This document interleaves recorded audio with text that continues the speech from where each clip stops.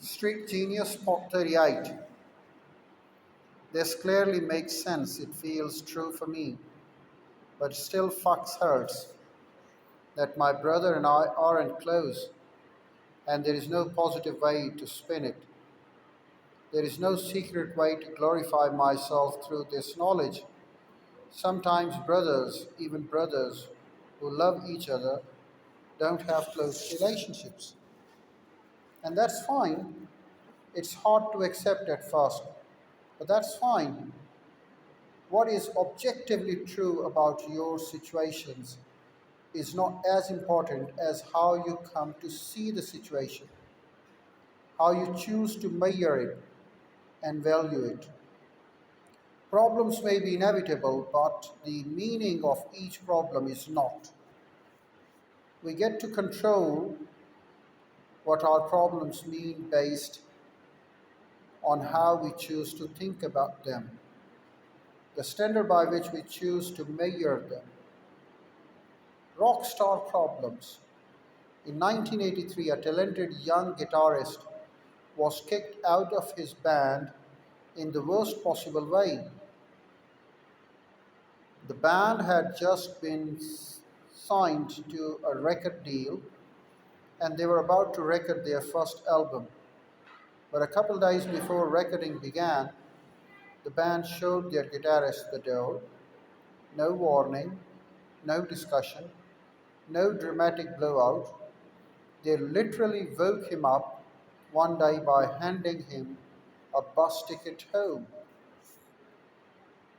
As he sat on the bus back to Los Angeles from New York, the guitarist kept asking himself, how did this happen?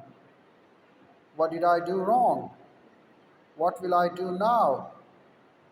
Record contracts didn't exactly fall out of the sky, especially for raucous upstart metal bands.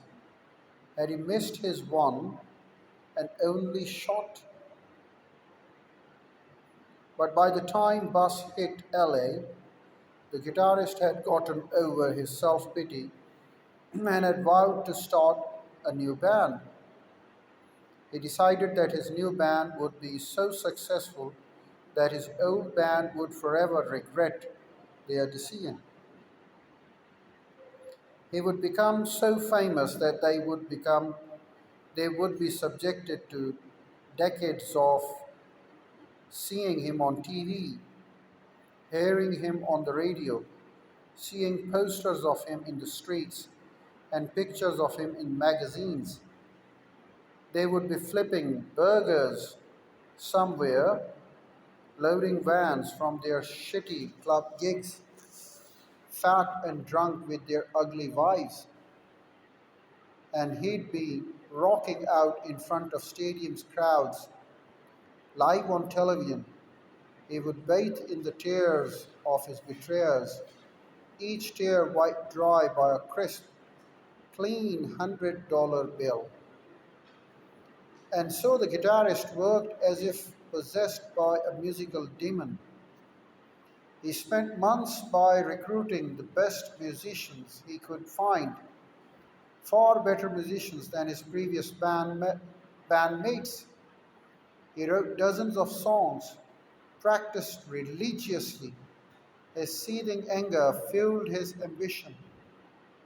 Revenge became his muse.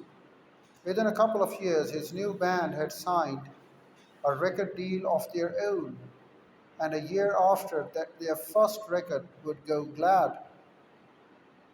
The first record would go gold.